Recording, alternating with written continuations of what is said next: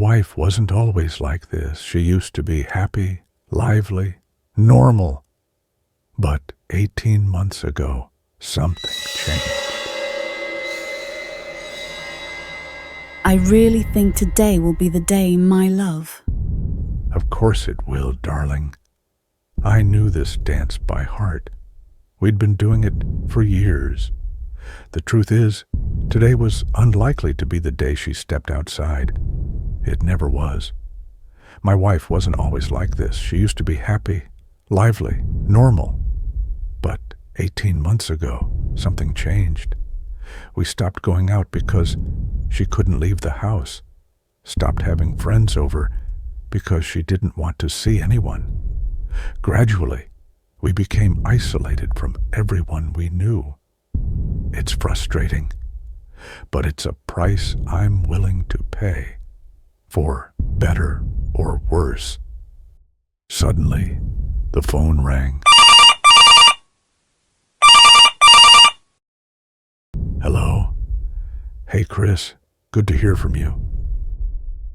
No, thanks, but today isn't good for me. Yeah, I know. Talk to you later. Who was that? Oh, just Chris. He wanted me to come out with the guys. Her expression became panicked. You aren't going, are you? Of course not, darling. Oh, She replied, relieved. that's good. I mean, I want you to spend time with your friends.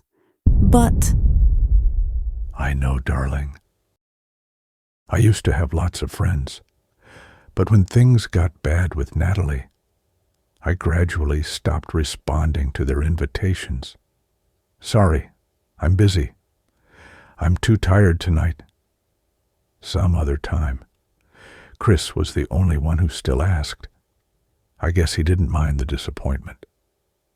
We settled in for our nightly routine, curled up on the couch, watching a movie, her relaxing in my arms.